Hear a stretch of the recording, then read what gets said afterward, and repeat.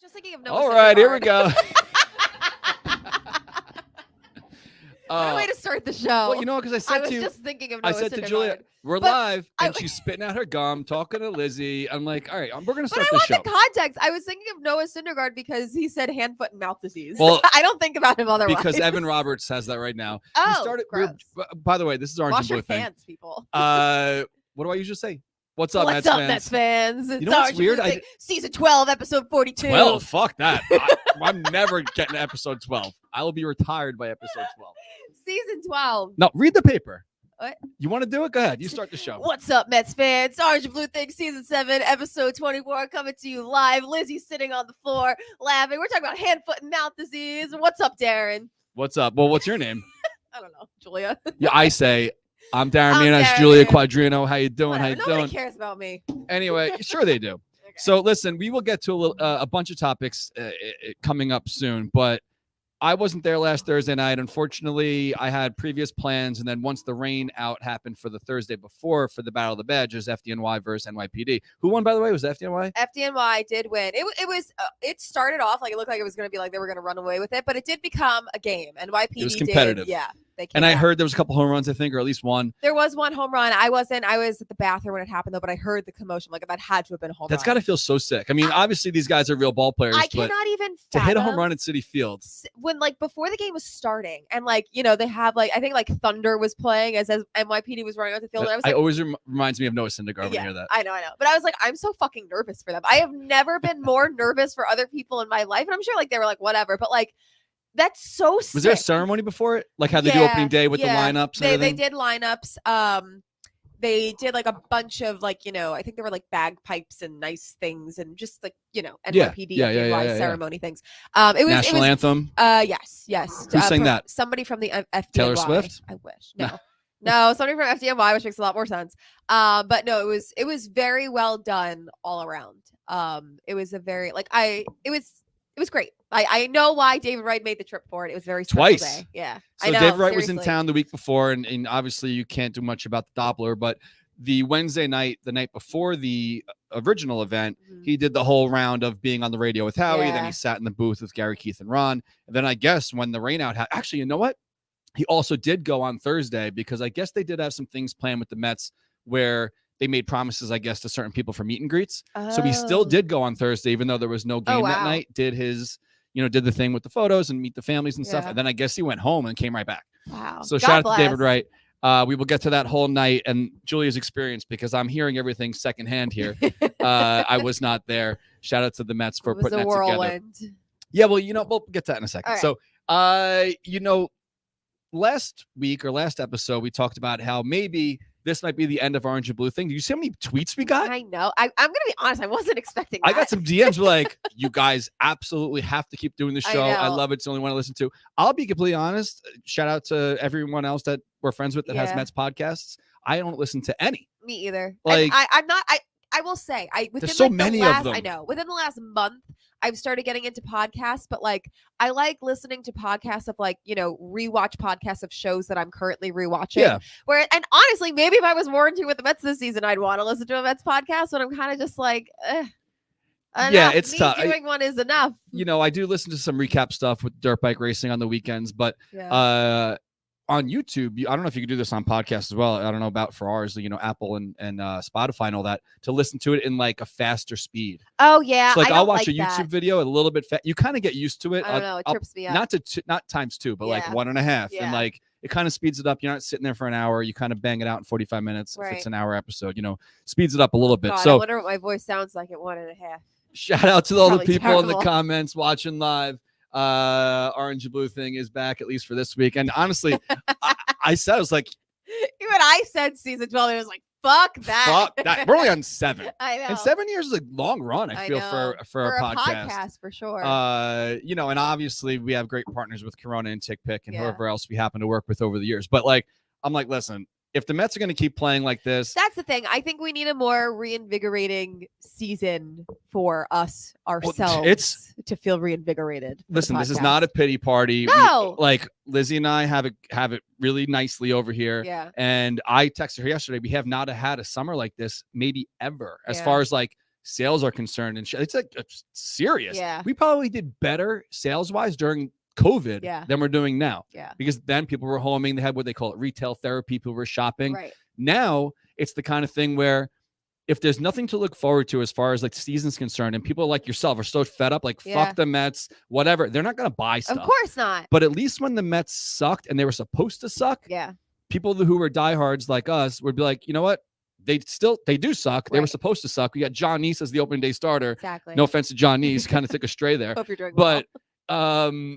They would still shop for things, you know. And it was also just you're just fed up, and then we get the trickle down with that, you know. Especially with the 7 line, like the best thing about them being bad was just like knowing, okay, they're gonna suck, but like we got a group of people who we're gonna go to the games and we're gonna drink, we're gonna have fun, and it's just gonna be like a fun activity, even though the baseball sucks. Right. But it is so different when you're going in like, okay, they're supposed to be good. Like, it's not just about friends now. It's about, like, the fucking baseball. Right. Well, you know what it is, too, because you made those friends early on, and then you don't have to only see them at the games now. Go do something else. I think about this all the time. I will never forget the last day of the season. Did you meet Kara? Not to cut you off. You met all of them because of baseball? All because of baseball. Right. Yep. So, like, you go on a trip Katie. with... Right. Katie, I go met on at Citi trips. Field. Go to Iceland. Go to California. Visit Katie Kara. at a 7-line tailgate. And gave me a place to live. I lived in her house. And it has nothing to do with the game anymore. No. I remember the last game of the season in 2013. I remember we were all at McFadden's and just me, Michelle, well, Rach wasn't crying, but she was there. I brought her into the group, but I was just sobbing. Because we're like, oh my God, we're not going to see each other until next year. This is so sad. And literally a week later, we're like, hey, do you want to just like hang out? It was like the last day of school where you guys didn't have cars. I know. Well, to be fair, I was young. I was 18. I was at St. John's. Well, you couldn't have been at McFadden's then. That's so true. I was just there for the food. Right, of course. I don't put an X on my hand. I'm straight edge. I'm here for the fries. Listen, I'll say it. My fake ID fucking rocked. It was my friend's sister-in-law who just so happens to look just like me. I'll show you side by side later. What, did you have McLovin on there? Or no, it was a completely valid ID. She just married her brother-in-law, so she didn't need her maiden name anymore. But she looked like me. It said I was 26 when I was 18, and I passed. Listen, no one ever questioned it. It's scanned. It was a legit ID. It was sick. I don't know if I've talked about this on the show before, but you know my buddy Keith. He's the shorter guy that I ride BMX with. He's at my house for like 4th of July and stuff. No offense, Keith. It's just easy to describe you as like the shorter guy. But so he's 1 year older than me. I know all of his information because we all used his idea to get into bars. I'm 6'2". Keith's like 5'6". It worked. Very Italian looking, and it worked. So I was like, I'm Keith Matthew Terra. He doesn't live there anymore, but I know his address. I was going to say, I can say it now. 5 Po Drive. 5 Po Drive, Medford, New York, 10779. Keith Matthew Terra. Like, I knew everything. Like, I don't sure. And then we would hand it off and give it to other people. There was like 6 Keith Terras in the bar at each time. We'd walk in, someone else would go smoke. You could smoke in the bars back then, but they'd go outside, have a cigarette, whatever, pass it to somebody else. Be like to the bouncer, oh, I just walked out. So he doesn't ask your ID again. Sick. And then Shu would use it, and Luke would, like, it was crazy. It was fun. Or maybe I just had a running around New York City, 18 years old. A old. bouncer who was really bad at his job. Nobody cared. Nobody cared. All right. Anyway, so let us know where you watch from in the comments. Shout out to all you guys tuning in each week. We are back, at least for right now. Kelly talked me off the ledge. She's like, next year, you're going to feel it again. You're going to be excited. Spring training rolls around. I'm going to go down to Florida.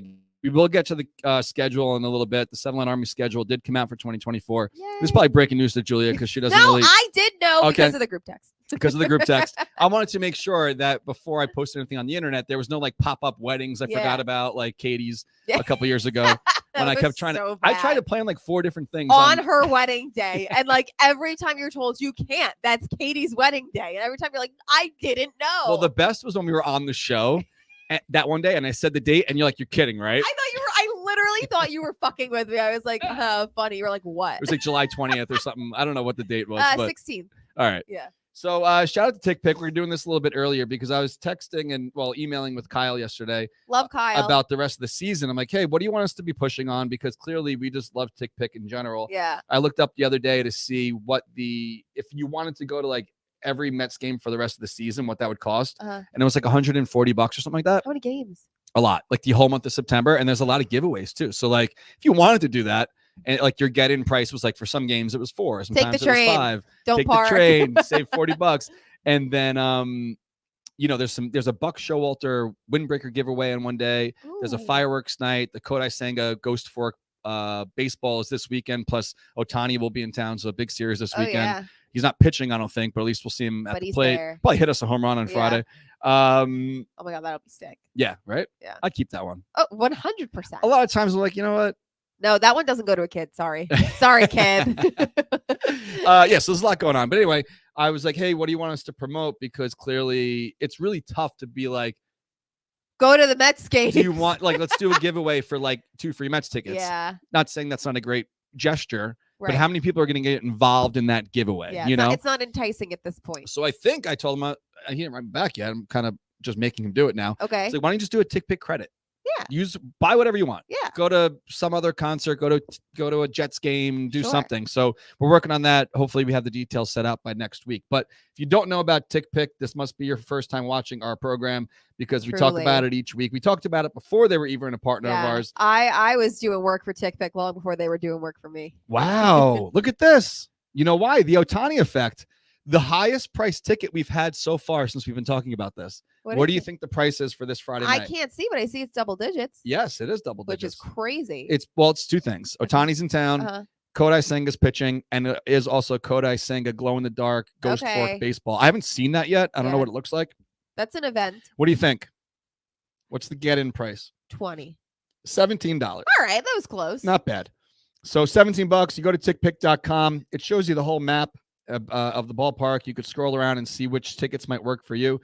Our section is available. Hopefully they're not in the lower rows because that would be an absolute no-no. We'd have to find those people and tell them to not put their tickets on this website. I think this is the first time we've seen our tickets on. Well, no, you know what? It is the back rows. Ah. If the back rows don't sell out with our package deal, got it.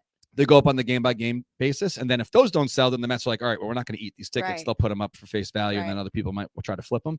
So let's just, for argument's sake, click this. Yeah, row 18. That is not a season ticket member. All right, I got $111. Good luck. Wow, that's crazy. The 7-line army effect. So you can get in. You can get in for 17 somewhere else, or you could buy this person's ticket for 111 in row 18. That is insane. That's nuts. So yeah, go to Tick Pick for all your ticket needs for anything you're looking for: Mets, Jets, Rangers, Knicks, whatever, anything you got going on, comedy shows, Supercross, Taylor Swift, whatever you're looking for. I am very excited. I was nervous because my favorite artist is Taylor Swift, living artist. Before we move on, okay, make sure you use the promo code OABT. $10 off any order over $99 in the app for first-time users. If you're not a first-time user, find someone in your group that is and have them use the code. Go ahead. Yeah. My favorite band of all time is Queen. And I've seen them. They got canceled for Fat Bottom Girls? Enough. I'm not even entertaining that. I swear to God, you can't play Fat Bottom Girls anymore. It's like off the radar. You're not allowed to play it anymore. Nope, I don't accept that. I'm that. going to look it up while you talk. Anyway, I don't accept that. Anyway. Fat bottom girls are in. Like, it's in to have a fat ass. Whatever. Anyway, I don't know. I heard it yesterday. Canceled. That cannot be real. So, I've seen them 3 times already. Obviously, it's not the same without Freddie Mercury, but Adam Lambert. If you haven't seen it with Adam Lambert, he really, really does a fantastic job. But they're gonna be in New York in October, like mid-October. I was like, at the start of the season, when I saw that, I was like, oh, fuck, I can't buy those tickets yet. The Mets might be in the playoffs. Hey, you know what? They still might be. Yes, seeing Queen, They baby. still might be. No, shut your mouth. I'm going to see Queen. No, it's down here. Is it not here? No, nope. It's not. Which is a sign, Darren. It's in the paragraph that I put up. I said, believe it or not, which is fucking crazy. The Mets are 6 games out right now. I know. And they're playing the Marlins 6 times, playing the Phillies 6 times. They're playing teams that are ahead of them. You know what? And you know what? This is my own. DJ Stewart is going to bring us to the promised land. It's my own fucking karma, because I remember at the beginning of the season, I said when they were having a slow start, I was like, you know what? Last year they started so hot and they fizzled out by like August. If they want to suck until August and then get real good and like make the playoffs, I'm fine with that. And I might have to eat my words now because I made peace. I made peace with what this season was. And I feel like I'm going to be like such a fraud if I show up at playoff games now, but I will. Well, yeah, because you've been to 1 game this whole year. I know. But I'm also going to say this. Like, I really don't even know just what my schedule has been like this year. If it would have made a difference if they were good, how many, maybe like a handful of more games I would have forced myself to get to if it was like a big game. But I think it was mostly my schedule, not watching them on TV. Like, again, kind of because of work. I like would start every game late, but I think my decision to just not even tune in. And that's fine. They're usually losing by the time I probably get much home. healthier as a person. I am. I'm thriving. So someone, I don't really want to give credit to this Twitter account because I don't really know who they are, but they say they regret to inform us that no. That they canceled Queen. No, but you can't. This person is not. It's not. Is a clickbait controversy. It's bullshit. All right, so we're not entertaining that. That's bullshit. Right. That is a shit starter who's trying to like. This is crazy. I'm not going to play the video, but something else. Oh, forget it. All right. You can't search fat bottom girls on the internet. No, it's almost like when I googled chastity belt. When Pete was humping everything in sight, and I was like, well, maybe we really shouldn't be googling this right now on the show. The live Google search is always there she is. Actually, it's a Twitter. Twitter is Google. Yeah. Or X. X is Google. It's Twitter. Fuck X. It's Twitter. All right. So speaking of, I don't know, whatever, hating things. Sure. Pete Alonso gets a lot of hate from not Mets fans. I don't really know any Mets fans who don't like Pete Alonso. I know some Mets fans think, oh, he's corny, but like, if corny is the worst thing he is, I'll take that. There are so many worse attributes you could have as a professional athlete than corny. I don't think it's more so because of like how much stock he puts into like the home run derby. Yeah. And like and he likes to talk trash. The clips of him the most gentle trash. Focusing and doing deadlifts and sitting there. I get it. Like he wants to win, and who wouldn't? It's $1 million. Plus, like you're on a gigantic stage. You're trying to help grow your team's popularity. He's donating some of that to charity. So his first year when he won it, before he even got the bag like from the Mets, of it or something. To Wounded Warriors. Tunnels of Towers. Yeah. But yeah, so Pete Alonso gets a lot of hate. And I feel like anytime Pete does anything, granted, the other night was a big brain fart. That was the fucking funniest thing I have ever seen in my life. Like just watching it, and like the clip that I saw was like the caption was in all caps. Was like, no way Pete Alonso just threw away this guy's first big league hit, and just the way in which he tosses it into the crowd. Like hearing the announcers like, oh, first hit. Oh my God, it was so funny. He obviously didn't do it on purpose, but that's what makes it so much funnier. I'm sure you've seen it by now. But so Wynn got his first ever hit in St. Louis. Pete gets the ball and then tosses it over the fence, like over the netting into the crowd. Which is like, I do know there was a reason for it. Apparently the ball was hit like directly into the dirt, which means the pitcher wouldn't want it back anyway, even if it wasn't a big hit. But look, they got the ball back. Of course they did. All's end. What did they say? All's well that ends well. But my whole thing is I can't recall. Like it's not like a common thing for when a ball that was hit into play and it's not the last out gets like thrown into the stands. Obviously time was called, it's not that, but I feel like you don't see that often as is. So the fact that it was someone's first big league hit and he chooses to launch it into the stands is so funny. And you know what, he I guess he said he was getting it from the opposing team's players. Like he said ex teammate, so it has to be like Steven Matz. I don't even really know who else is on the Cardinals right now. Ex teammate. Because if you look at the replays later, he looked into the Cardinals looking. He's like, I'm sorry, but he said I heard it from some ex teammates, which would only really be Steven Matz, I think. So I guess the next day he gave him a bottle of tequila, and a signed bat. And I was thinking like, it depends on what he inscribed on it, but like, here's a gift of me signing something for you when I'm the one who fucked up. I think that maybe he wrote on there like, I'm sorry or something, and gave him the bat. I'm sure it wasn't just like my signature on a bat. Here you go. I'm sure it said something. It was just like, instead of a handwritten note, let me give you something that's like valuable that you could keep. The biggest loser in this whole scenario is Pete Alonso because of the instance that happened. Everyone's like, oh, what a brain fart, whatever. The biggest winner here is this guy's first ever hit is becoming such a big deal. I know, everyone knows that people are talking about it, you know? So, and on his side, it's like, all right, I got my first ever hit. I got the ball back. I got a bat from Pete Alonso that says like, I'm sorry. Yeah. And I got a bottle of tequila and everyone's talking about me. Exactly. So like, what's wrong Wynn. with it? And literally, isn't that his last name? Wynn. Yeah. I think Winn. Yeah. But it's just so.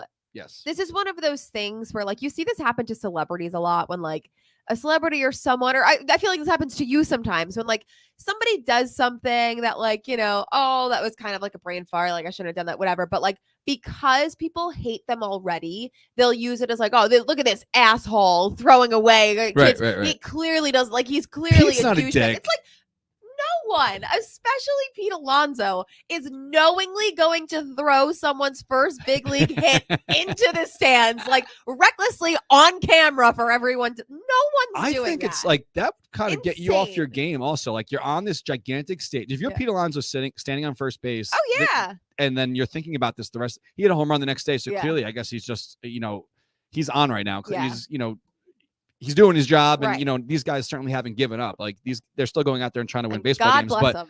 To have that big of a brain fart, stand in front of your locker after the game, and basically say like, "I fucked up," and then the next day be like, "All right, back to business." Yeah. That mentality you have to have. But Pete's the man. I mean, the amount of charity Pete does, him and his wife do great work. Even like remember the Polar Burger that was at Citi Field? That a portion of that went to some kind of proceeds. Yeah. No, Pete's great. Yeah. Pete's great. And I tweeted this, but it's like, I feel like if you were looking at him from a certain perspective, I always try to say like, okay, well, Pete Alonso wasn't on my team. Would I find his stuff cute or annoying? And I really don't think I'd find it annoying, but like I could see like, if Pete Alonso destroyed my baseball team and he is a good person, but I want a reason to hate him. Like you could like kind of dive into that, but like he gets the boot. Like, I know. I tweeted this, but I'm like, he always reminds me of like a character that you see on like a TV show who like, he's just like he's not a main character. He's not in the main cast. He's just like this innocent throw-in character for comedic effect who like will do something completely innocent within his own day. And like that little action ends up like fucking up the rest of the day for like the main character or whatever. So that person sees him as like the villain. That's what Pete Alonso is to everyone who's not a Mets fan. He's just trying to fucking like hit baseballs. And I mean, for us, he is the man. So it's like he just is hated. It's so funny. Well, it's crazy because like I'm reading this stuff on the internet now. It's like there's not room for both Pete and Lindor on this team. It's like, well, why not? Why? I don't know. But like, well, I'm sorry. Why? I don't know. This is what I'm saying. Who decided this? People have nothing to talk about. Like last week, Sal Licata, who actually I really do like the midday show now. I don't think you really listen to Sports Talk Radio that much, but I leave the fan on like pretty much all day. And I've been whining about this a little bit, and people are probably tired of me talking about it because I'm not a Tiki fan. I'm not a giant fan of the afternoon show these days. Evan, I think's great. Tiki is who he is. I think that maybe my attraction to Sports Talk Radio is that the majority of the people who are talking about it are fans. So it's easier to like relate to someone who's talking passionately about a team. Like Boomer Esiason, granted, he's had a great career as an athlete, but when he talks, I don't feel like he's talking as much like an athlete. I feel like he does talk about like he's a fan. He's a season ticket holder at the Rangers. He's a Mets fan. I don't think he goes to that many games, but I think it's easier to hear Boomer talk about sports than Tiki. Tiki sometimes sounds like he's never been to an event as a fan ever. And I think I completely agree. But I bring this up because of Pete getting hate on from. I was gonna say I get Sal. it. It's like I don't know how you. And that's also why I feel like we're so blessed with Ron Darley and Keith Hernandez, because even though like you hear them talking, they very clearly are ex-players. Like they'll make it known in everything they say. But at the same time, like you feel the fandom, like you feel like they're rooting for the Mets, but like still very objective and sort of analysis. But I completely get what you mean. Some people can't do that. Some people can't turn off the like athlete part of the brain and make this like a consumable product for someone who's never put on a uniform. Yeah, they were talking about the Mets and Yankees last week or a couple days ago, and Tiki said something like, well, do you have hate for the Yankees or whatever? I think he was talking to Evan. He's like, I don't know what his answer was, but then Tiki said something even so stupid, or I guess it's a brain fart like Pete Alonso would have. He said something like, well, the Mets and the Yankees aren't in the same conference. I'm like, well, it's division. It's the league. AL, and it's like, it just doesn't sound organic. So hope to meet Tiki one day. I'm sure he's a very nice guy. Like, I don't really want to like call for his job, but the afternoon show is what it is. So anyway, I feel like the midday show now, a lot of people are saying they hate Sal in the comments here. I understand. He's not popular. Sal, but I think that's his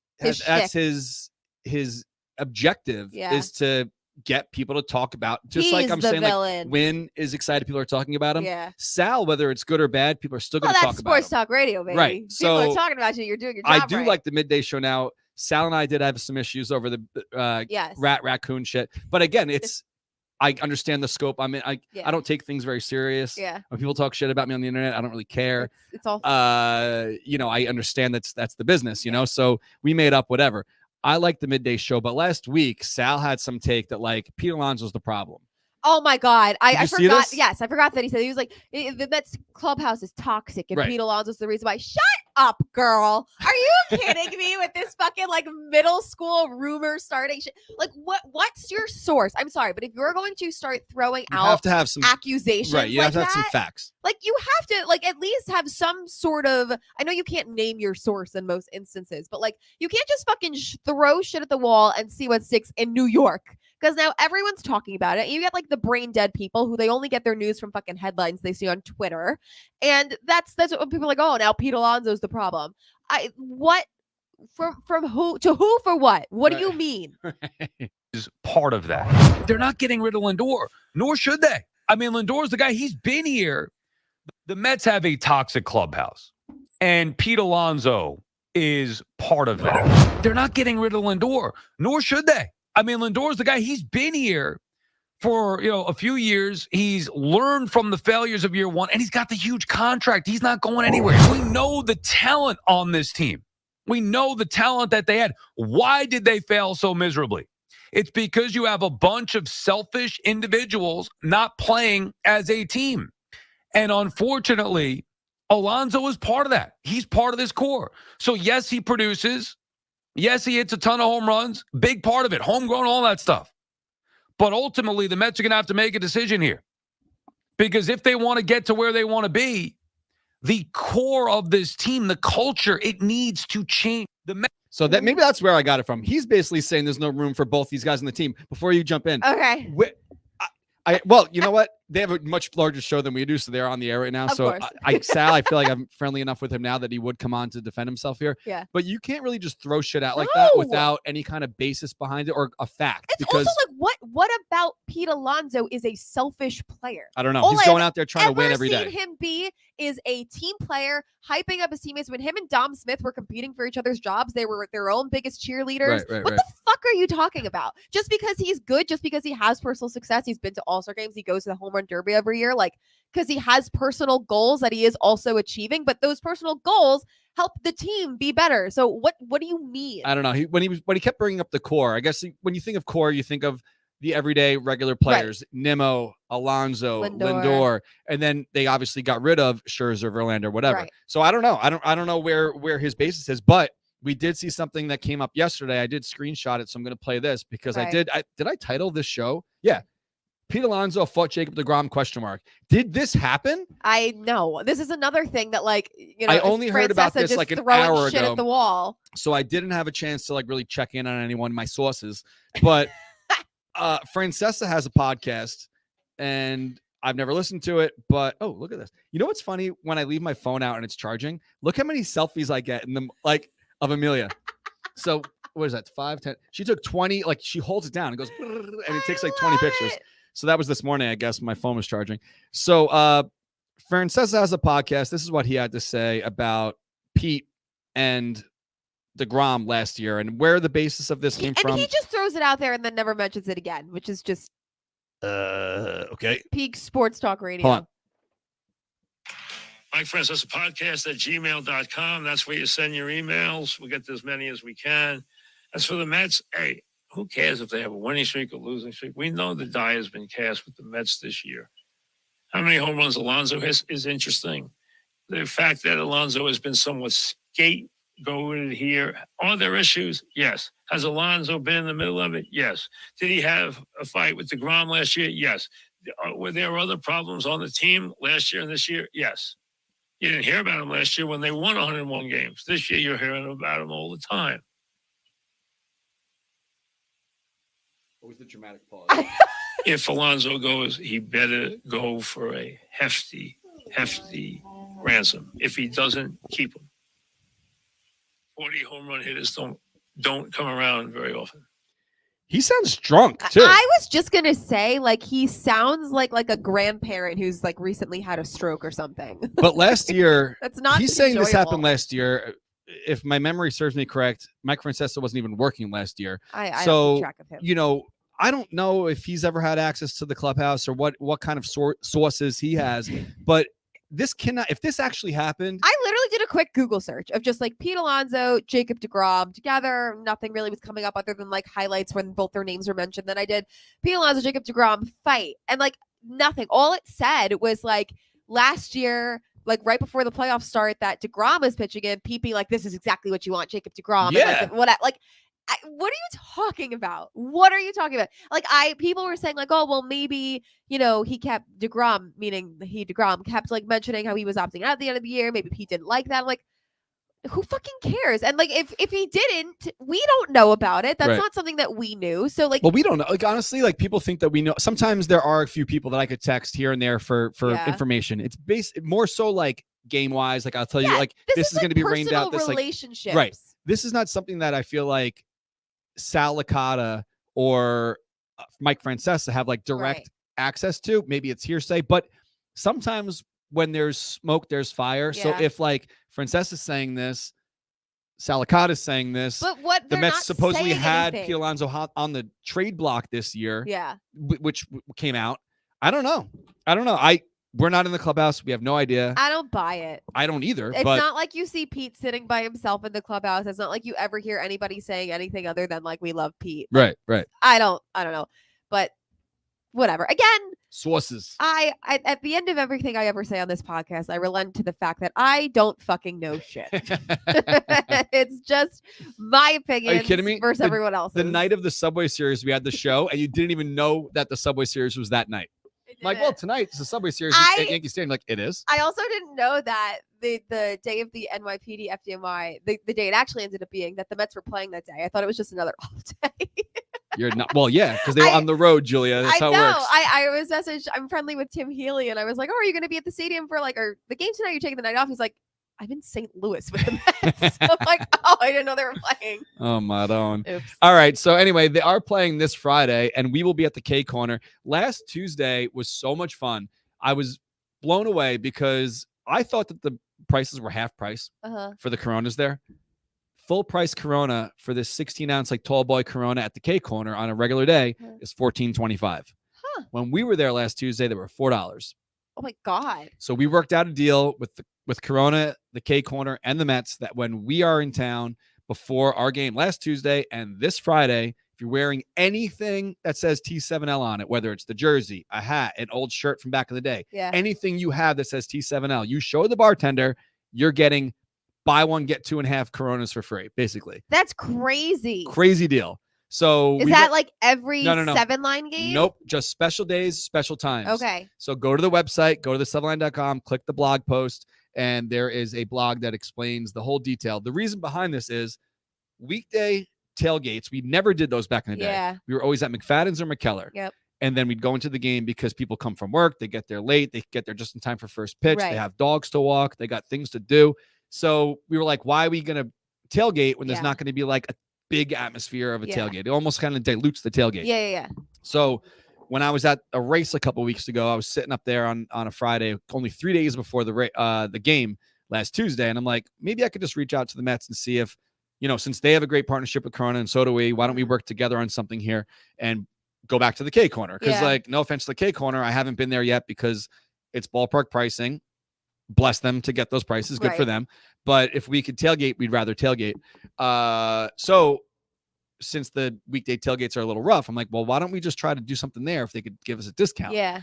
And then I think they threw out $4. I didn't even say a price. $4 is sick. That's great. That's sick. That's cheaper than what the hell can you get for $4? You can't even go to a dive bar and get a $4 tall boy Corona, and you're getting it in the ballpark. That's crazy. Just by being a fan of the 7-line. So this Friday is our next one, and it's going to be our last one of the year because the next 2 games after that are both weekends. So we will be back in the parking lot tailgating for the 16th of September and then the last game of the regular season before the playoffs on October 1st because the Mets are going to make a run. They're never losing again. Yeah. So here's the deal. They ran out of Coronas. We drank so many Coronas last Tuesday. That's sick. Because they didn't know what to expect. And I didn't either. I took a picture. I'm like, holy shit, there's a lot of people here. Listen, $4 beer, people will show up. The best part about it is that last Tuesday was the Diaz bobblehead night. Oh, yeah. And you could go into this is another reason why people aren't going to go if they really want the bobble. You're not going to. Oh, yeah, you could go in and out. You can go in and out of the K Corner. That's a good spot for a pregame tailgate. So you go into any entrance you want, get your giveaway, walk down the steps next to Shake Shack, down to the McFadden's to the K Corner entrance, and then your ticket has a barcode in and out. So then you can come in and hang out and then go back into the game. See, I like that because I mean, even when my life wasn't so chaotic, I was never one to stay at tailgates very long. I like going into the ballpark early. Yeah, you're usually going early. Yeah, I like to eat before the game starts. I don't like leaving my seat when the game is on. Like I'm Same. there. I want to watch the game. I don't want to wait online for food. I don't want to wait. I don't want to go to the bathroom. So I'll go to the bathroom before the game. I get my food. I sit, whatever. So I usually go in. But if I could do that, because then I'm like, I go in to like beat the lines, and I'm like, okay, it's 6 p.m. Right. I've eaten. I went to the bathroom. I'm just sitting here for an hour. If I could do that and then go back, that might be game changing for me. I'm really bad at math. 3 Coronas in the ballpark would be, what did I say? 14.25. Something 14 something. Would be $42.75. 3 Coronas during our pregame is $12. So come on down on Friday. I told him, like, be ready. Yeah. The Friday crowd, obviously, they You know. don't need to drink inside the ballpark after this. Friday, obviously is usually a more boisterous crowd anyway. Right. A lot of people have off on Saturdays. Shout out to you if you have to work Saturday, but a lot of people don't. Julia does. So here's the deal. Head on over to the K Corner. Thanks to Corona and the Mets for working together on this with us. This was from last time. Corona? Yeah. This was last time. People hanging out, enjoying their Coronas. And then we went in and watched the Mets lose. But so if you don't know, the K Corner name came from back in the day when Dwight Gooden would hold down he didn't hold it down, but some fans held down a certain area of Shea Stadium, and they'd hold up the K's for Dr. K.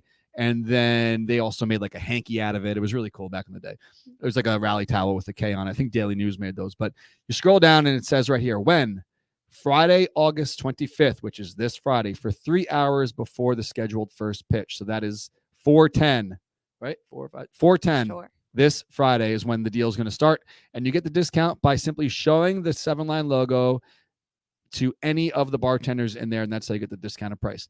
This is not going to be available after first pitch. It's not going to be available during the game. It's not going to be available after the game. It's only available before the game for 3 hours. So head on down, show the logo on your shirt, and get involved in the discount. Shout out to Corona on that. I also have to let you guys know about can you show the fans the backpack right there? So sick. We have a few things to give away. And if you have not joined the sweepstakes yet, I don't know what you're waiting for. We talk about it every week. Spacious. That backpack's freaking awesome. I think there's a t-shirt in there too. Oh, cool. There's a t-shirt in there. There's a headband in there. I didn't even know. Look at that. We're going to be giving this away soon, probably next week on the show. But if you want to get in on the giveaway, simply go to the 7line.com, not the 7line.com, any of the 7-Line social media channels. Hit the link in the bio, which brings you to a link tree. You'll see a button that says the Francisco Collection with Corona and the Mets, and you simply enter the sweepstakes there. It is all limited edition merch put together from Corona and NYC-based artist Send 2, and you enter the sweepstakes simply by clicking that link and put your name, your email address, and your phone number in, and hopefully you end up being the winner. So thanks to Corona for that. Always remember to relax responsibly when you are drinking, and don't forget to hit the pregame on Friday. And guess what, Julia? What? Another show, another day. I forgot to put the little baseball card around us. And we are 38 minutes in, and I just reminded myself to put the little border in I there. mean, it makes you feel any better. I'm staring right at the screen, and I never realized. Yeah, it's so all right. it's both of us. Maybe it was on there, and I hit a button, and something happened. Who knows? So we did talk about this in the beginning of the show. I want to give you the floor to talk about last Thursday with David Wright, because this isn't the first time you've met David. No. Everyone knows you're a gigantic David Wright fan, even though you knocked over his little Funko. It was one thing time on the floor. I was unable to make it, but I understand the pandemonium, because when Steve Cohen sat with us in Miami for opening day, it was absolute madness. Yeah. And I think that people kind of well, they didn't, because it was a mess, but they understood why maybe he was sitting where he was sitting next to me, because I organized the thing. And, the Mets had contacted me about having Steve come down, and we shuffled some seats over. So it was planned that Steve was going to sit there. Yeah. So people kind of maybe thought, all right, Darren organized this. That's why he's sitting there. Right. When David Wright sat next to you last Thursday, it was because I wasn't there. Yeah. Not to make you feel bad. No. I wasn't Please there. say this. Yeah. And the Mets had contacted me and said, Dave Wright's going to come down. It's like, well, I can't be there. Right. But Julia, who's gigantic fan, works with the 7-Line on the show. There's probably no better person to have him sit with than you. Thanks for that. And I was like, well, she'll be in the seat. He can go there. Yeah. There's the noise. It's been like a month. It's been a since we heard that. while. So I think some fans didn't understand that, and you kind of took a stray bullet there So and got some hate. it wasn't too much hate. This is what happened, right? So David comes to the section. A handful of people know and are aware that David was coming to sit with us. I think you had sent out an email. It's in the email. Yeah, but most people didn't know. People don't read. Most people didn't know, but some people did. So what they didn't know is exactly where he was going. And like you said, like you had given like my name and seat number as phone number, email the address, call contact Julia. person to like whatever. So I knew he was going to be coming to my seat. I had no idea what to really expect from like what he was going to be doing there. Like me and Lizzie was sitting next to me, and like we're trying to figure out like, okay, well, should The he third sit? inning, right? Yeah, we're like, should we let him sit on the end so we can interact with like other people and come down? Or like, does he not want to? Should we have him sit in the middle? Like, I hope you we didn't do know. that. No. Okay. We had him in between us, but like, it did not fucking matter because, you know, David Wright comes in and he comes and he says hi to me, and I think people are just immediately like, oh, well, Julia's jumping on it. Like, let's all go get pictures. Let's do whatever, which it's fine. Like that's, Right. you know, I think David Wright knows when he comes to a fan section like that, he's going to take pictures. He's going to Of sign course. autographs. It's fine. I didn't know if it was a situation where he came and he thought he was going to like, you know, sit with us, Sit and chill. watch the game, Right. chill, like have some conversation with people around him, or if he knew he was coming there for a full blown like meet and greet pandemonium. I really didn't know. All I knew was the second I was in that environment and people are leaning over me and whatever, and like, you know, every time that like he and I are like, he turned to me, he's like, how are things? And I was just like, I couldn't even say anything because like he comes over, he was very nice, he hugged me pillow, and somebody was like, oh, your stalker's here. And I'm like, well, this is uncomfortable Out now. loud? Yeah, like to him. And I was like, well, this is kind of awkward. I'm like, should I just like not? I mean, that's different. Like, If I say that, it's a joke. It was like, not sent with any malicious intent. Like it was Right, clearly right. like a very like in that's jest. Like, fucked up, though. it wasn't supposed to be, but it was just like, now I feel awkward, and like I feel like I shouldn't try to be the one who's taking control because people are Right. gonna be like, oh, whatever. So it was fine, but I didn't feel like I could be like, okay, everyone sit down. Like he was talking to me, and I didn't want to be like, okay, everybody sit down, so just I can talk to David you would Wright. take the bullets on that Like one. you know what I mean? Like Yeah, it's yeah, that yeah, people wouldn't know that like you had put me in charge of this whole thing that I truly, and I didn't know. I'm like, I don't want to say that if like he's here to come take pictures, sign whatever. Like I don't want him to think that I'm. You know what? This monopolizing kind of him. now I that we're didn't know. talking, this is kind of all coming together because I did get an email the next day saying, you know, let's talk about next year because they're going to do it again. And they did say something. Maybe we could set up a specific meet and greet for your people before the game. And this is probably why. Yeah, because I didn't really think about why they said that. And I've been thinking about this nonstop since. Did you get out of your system? I feel really bad because it was just like I didn't feel like I had the right to tell people no, don't get your picture and autograph with David Wright when I have gotten so many. And also, so me and Lizzie were talking about this way before the game even got canceled, and we were like, you know, I was like, I really want to get the book signed by him because I never got it signed. We interviewed him for that book, and that's something I always really wanted. And Lizzie's like, I have this baseball card I really want him to sign. But we're like, but we don't want to be those people like asking him to sign when he's there to like sit and watch. Did the you game. bring your own marker? Lizzie did, and you always did got. too. If you want something signed, like always be prepared. Yeah, but I had it. But I had said outright, I'm like, I'm not going to ask for anything until everybody else has been able to get what they want. He was there for like 30 minutes. No 35, way. Like he was there a long time. He got there late because the first inning was so long, and he sat with NYPD's dugout the first inning. Then the second inning he was going to sit in the with dugout. FDNY in the dugout. But the second inning went so fast. I think he wanted to spend another inning with FDNY, so he came to us a little late. Yeah, so the whole schedule was off. But whatever. So I wasn't going to ask for anything because I am very self-aware. And I know that I have gotten so much from David Wright in my lifetime that I'm good. I don't need anything else. And I didn't want to take it away from somebody else if that's what it came down to. So I wasn't going to ask for anything.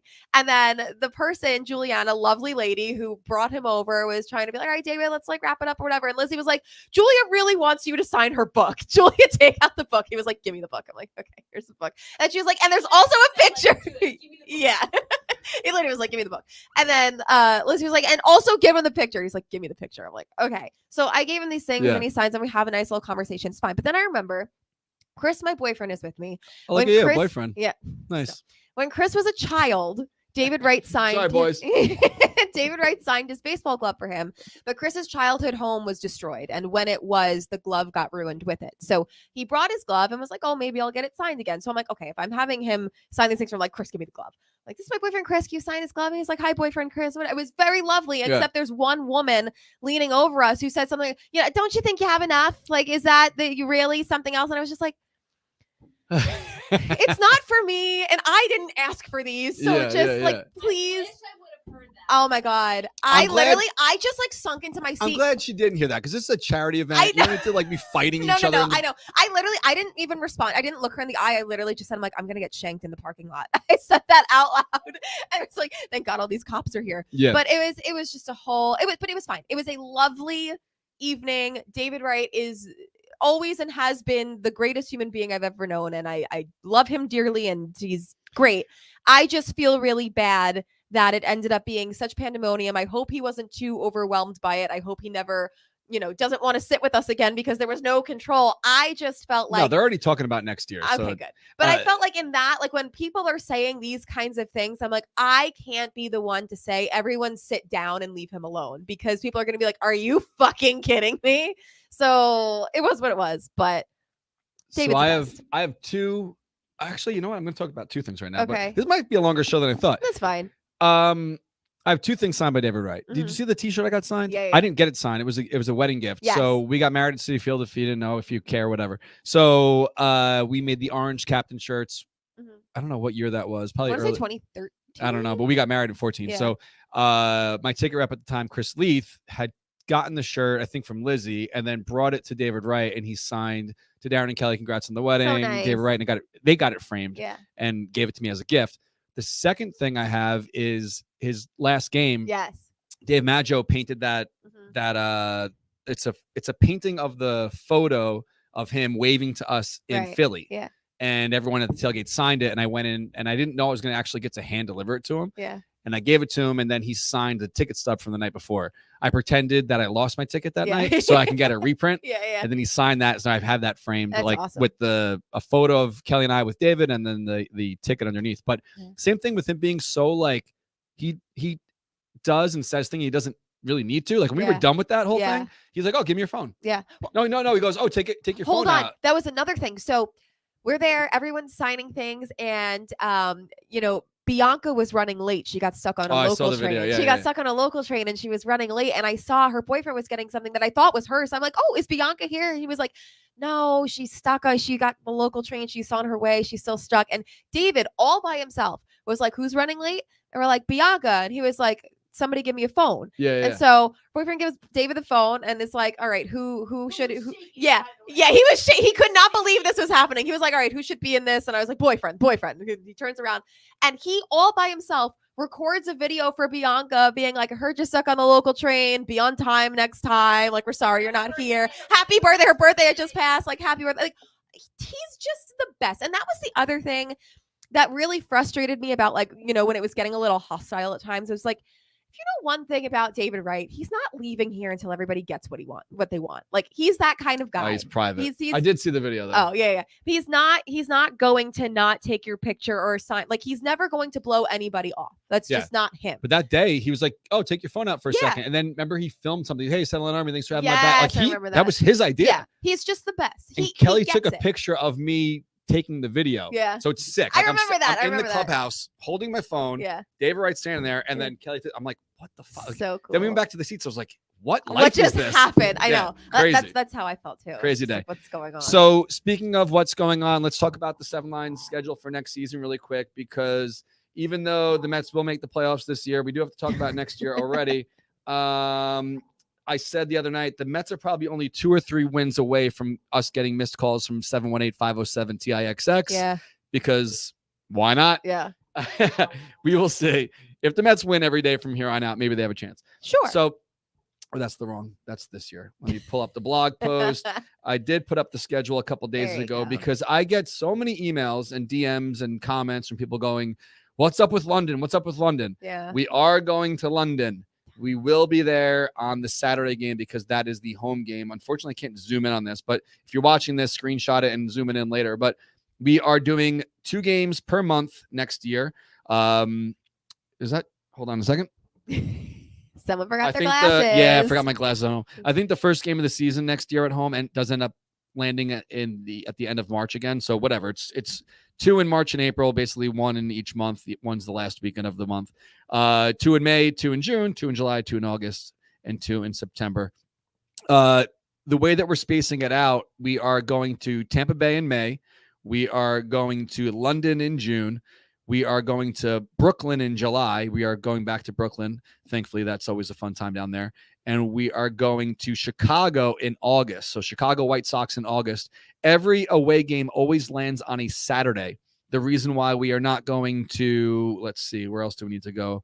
We need to go after this year. We still have Cleveland on our schedule. We still have Texas on our schedule. We still have Houston on our schedule. If it does not land on a weekend, we will not be going. Doesn't work for our planning, doesn't work for our massive group trying to get as many people out there as we can. So then in September, we will revisit Philly, because if we're going to consistently sell over 1,000 tickets to a game down there in Philly, there's no reason for us not to keep going. Why not? So as long as it stays popular, we will still go back. So that's the story. Go to the7line.com, click the blog post, and you will see a schedule there. Again, I don't think that these dates are tentative by any means at this point, but I probably would not go buying flights and hotels for anything yet, unless you want to get a head start on London, because we are working on hotel blocks for everywhere, London included. So if you want to hold back on that, we will give you guys the information as soon as we have it. The one special perk, well, actually 2 special perks for the 7-Line Army home package members. If you want to go to London, you will automatically have the opportunity to get in. Nice. It'll be a special pre-sale for our home package members, and you'll get early access. The way that it works is the tickets are not sold on the MLB's websites or the Mets website. It's Ticketmaster. So I had a Zoom meeting with MLB and the Mets. It was me and them, and we were going back and forth with trying to come up with all the different. We basically spitballed like things that we need and how to accomplish that. I'm like, well, everyone needs a shirt. We need to know the sizes. We have to be able to ship internationally, because right now we can't. We have to have a special link for members to do pregame pre-sale. So a lot of things are going into it. I'm waiting for all the details, but as soon as I have them, I will let you guys know. And then, all home members will have the option to purchase the London series. The 2024 jersey is awesome. I already got the sample. I'm working on it now. I hope to have it finished so I can wear it to one of the games before the end of the year. Ooh. The other thing I am doing this year or next year is I'm going to get a full run of women's small through 2X and men's small through 4X. And we are going to have some kind of meetup. Whether it's during the season in September, or maybe we'll plan something in October if you can make it or not, so you could try them on ahead of time. Okay. Because I know sizing is sometimes an issue. This year, the jerseys were a little bit shorter, and some people don't mind it, not to shout out any of our friends, but if you're on the shorter side, you probably don't care. Yeah. But I'm 6'2". Right. The jersey is a little short on me, but it's more of like a replica cut. Okay. When a lot of the fans back in the day were more used to like something in between the replica and authentic, a little bit longer. So now we will have a full run. Basically, I don't know if you played like certain sports when you were younger, where you like try on the jacket or whatever. So you're gonna be able to try it on ahead of time, so you can get a gauge of what you want for next season. New members, it's mandatory to get the jersey. Existing members, it's optional. But now that I think we're going, I mean, I can just tell you the truth. It's a pullover V-neck mesh. Cool. It's a mesh pullover V-neck. It'll be a little bit less expensive because I love that. Those actually don't cost as much, less work, less buttons, and the material is breathable. And we've never done that before. And I guess I can let you guys know as well what the front's going to be. It is going to be this logo here, the 7-Line Army with the tail, the 7-Line script in the tail. It'll say Army. The only Mets patches will be on the sleeves. Cool. So it is going to look like more of a dedicated T7LA jersey, V-neck, orange mesh pullover, patches on the sleeves, name and number on the back, and also the number on the front. So that's the deal. Once I have the physical sample, that's what I'm going to show off, because I have the mock-up of it. I don't want to show that off because I feel like you never really get an idea of what a mesh jersey will look like in a photo. Go ahead. I just thought of something. Okay. Well, it's a shame because I mean a lot would have to go right with this, but I was thinking, by the grace of God, Edwin Diaz is back and healthy at that point. Instead of tea and crumpets, it would be tea and trumpets. Maybe just keep that in the back of your mind. Well, I think I want to do a jersey for the away game. Oh, I think I want to do a jersey for London instead of a T-shirt. Reason being, when you do a T-shirt, every time you add a location of print, it doubles the amount of time and the amount of work. So like, let's say you do a full front print and a full back. Yeah. That's like doing, let's say we are going to sell 2,000 tickets. That's 4,000 t-shirts instead. If you add a sleeve, 6,000 t-shirts, Yeah. So what I want to do is have it be a sublimated button-up jersey, and then you can add like the London flag, the American flag, Mets, do like something cool that you can't really accomplish on a t-shirt. Okay. So that's what I'm hoping for. I like it. But we have to be able to, number one, sell them on our website. Yeah. Because we can't. Right now, I can't sell things to anyone in the UK or anywhere else in the world besides the United States. So we're gonna work all that out, and hopefully we figure that out soon. And I will let you guys know. Kegs and Eggs in Minnesota. I did work out the brewery. It is called Inbound. Yay! Let me see if I can pull up their Instagram here. They don't have a kitchen, but they work with local food trucks. So they are trying. They don't normally open as early as I want them to open, because it is a Saturday game, day game. Okay. So since it's a day game, I think they normally open around noon. Let people have like a 1 hour pregame before the game. I said, that is not early enough for us. Yeah. So waiting to hear back from Inbound, but this is the spot. What does it say? Making and drinking great beer, dog-friendly tap room. Look at that. Dog-friendly? In the North Loop of Minneapolis. And this is where we will be. Oh, what a shame. They have a large area indoors, and I think her name is Emily. Hopefully I didn't get that wrong. What do I see? Oh, Taylor Swift trivia. Oh my God. I can't believe I'm not going to this place. You can go there and host it. So I think her name is Emily. If not, and I'm sorry, but I'm dealing with another Emily with the Knicks. I'm going to get Knicks season tickets, I think. Nice. But anyway, this is the spot. And they said to me, hey, we can hold like 350 people. You sold 700 tickets. Are people going to be angry if they can't get in? I said, they might be. But like anywhere we go, we never pick a spot that can hold 1,600 people in Boston. Not everyone goes to the pregame. So let's figure half. Right. So if half the people go, they'll all get in as long as you're early. So I think they're going to open at 10 a.m. for us. Great. Hang out there for 2 hours. They'll walk over to the ballpark and find something to do after the game as well. So the Mets will be in the thick of that playoff hunt by then. First weekend of September. Some people are staying. I think Bianca and Mike are staying for the Vikings game the next day. I am not. But it should be a fun time. So shout out to Corona. Thanks for your support this whole season. Can't wait to drink some $4 heavily discounted Coronas on Friday at the pregame party at the K Corner. Just if you didn't know by now, David Wright and Julia are now best friends. We don't think there was a fight with Jacob deGrom and Pete Alonso, although Mike Francesa says so. I think that Francesa, if you're going to say something like that, you better have some proof or some kind of fact, or say, I heard from this person. Yeah. I know they don't always like to throw their sources. Name the person, but like you'd say more than just they got in a fight, and then like don't say how you know that or any context at all whatsoever. Did Jacob and Pete get into a fight? Yes. Okay, and then moved on. I was like, wait, what? How do you just throw that out? Go back. No one knows what you're talking about. Yeah. Fact checkers, do you fucking know what he's talking about? Because I don't. Yeah. I don't think anyone does. I don't know. All right. Anyway, see you guys on Friday. Julia's not going to be there. Shocker. I actually might. No way. Pregame? I won't be the pregame. Chris will. Okay. If everything works out, but I'm gonna go after work. I can't take off any more time for work, but I'm gonna go after work, I think. Okay. Yeah. And even though you didn't ask, my back's feeling better. Thanks a lot. Well, I fucking know, because all you do is ice bath, and obviously it's feeling better. I've been working so hard for 2 months to try to get back on the bike, and I rode this past weekend, so I'm happy about that. I'm very proud of you. Yes. Good job. And my test was to see if, it still hurts now, but like, is it going to hurt more after I'm done riding or hurt the same? And it hurts the same. So I'm good. Great. There we go. Small wins. I'm back, baby. All right. See you guys Friday. Say Tuesday? Today is Tuesday. See you Friday. Tell your friends, subscribe, rate, review, share the show. Tell your friends about us, because there might only be like 4 shows ever left. I'm going to keep saying that until maybe it won't happen. Maybe but demand will be higher. Yeah, right? Yeah, it's like the farewell tour. It's like Mike Francesa. Yeah, may as well keep watching, because this might be your last chance. What do we got? 4 left? All right. See you guys at least next week, and also Friday. Also Friday. Scuba. Yes. That. Bye.